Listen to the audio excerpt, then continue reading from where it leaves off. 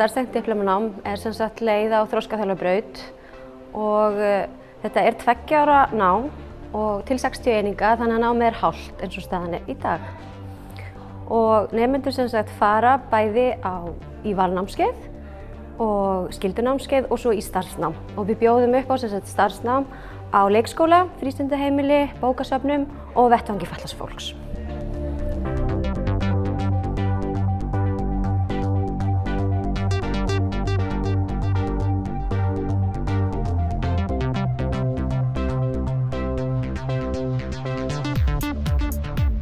Mér finnst það bara nýta mig mjög vel. Sko, ég veit meira, eins og í tómstundar börn og allt það.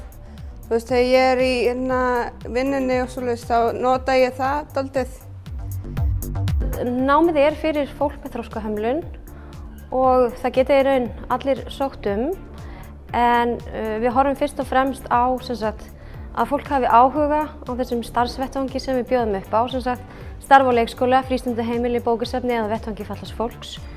Og starfsreynsla af hinu góða og svo það starfsbrautapróf eða próf úr framhaldsskóla eða sambærileg menntun.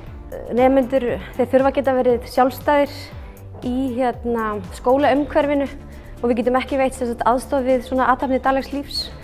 Þannig að nemendur hafa þá komið með svona persónulega aðstoðarmenn með sér í námið ef þeir þess þurfa.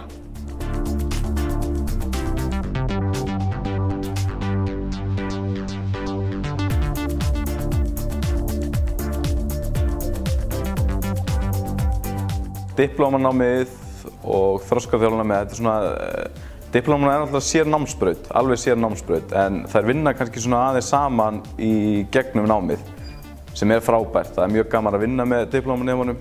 Þau bara eiginlega flestir snillingar upp til hópa. Sko, við erum náttúrulega tíma með öðru fólki, eins og í fólkinu sem þroskaþjálfarnemunum og svo í tómstundafræðinni og svoleiðis. Ég hef bara eignast mjög marga vini, bara líka ófatlaðir og bæði fatlaðir. Sko.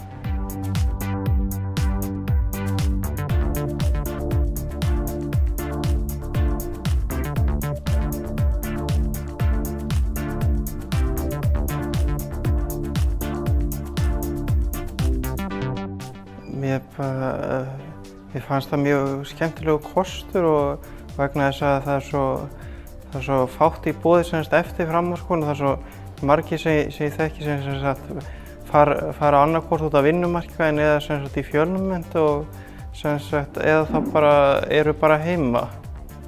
Og mér fannst þetta mjög spennandi og mér langaði svolítið til að sækja og sjá hvað myndi verða úr þessu.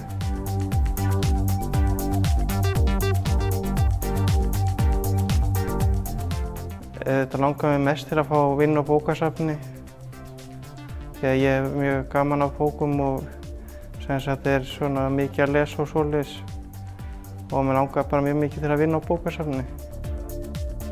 Nemendur tala aukið sjálfstraust að vera hérna í þessu námsumhverfi án aðgreiningar og líka það að kynnast fólki og stofna til vinasambanda.